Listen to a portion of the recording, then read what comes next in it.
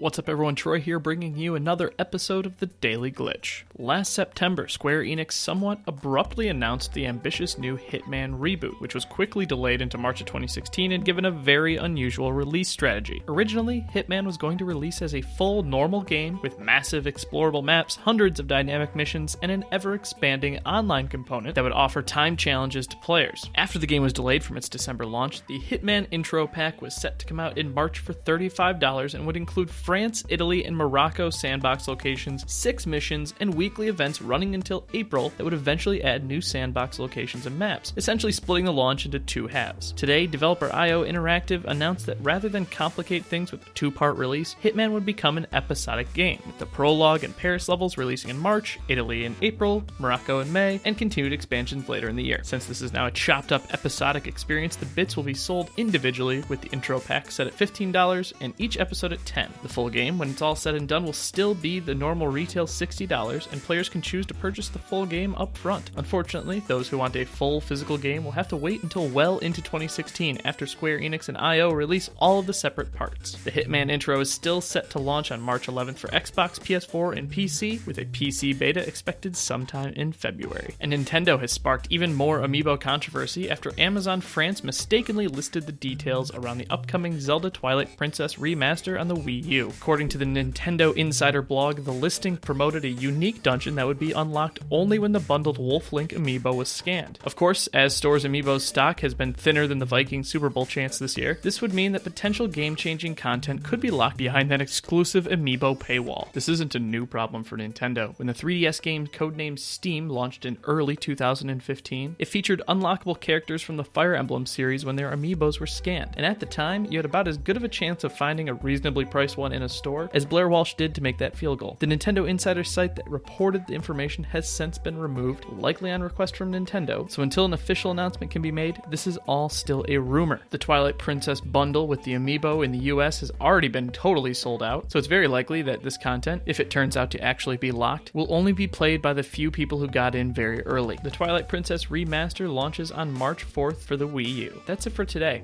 What do you think about Nintendo locking content behind a physical paywall that is amiibos? Let us know in the comments, and if you'd like to stay up on all the latest gaming news, subscribe to our channel and follow us on Twitter at GlitchFeed. We'll be back tomorrow with another Daily Glitch.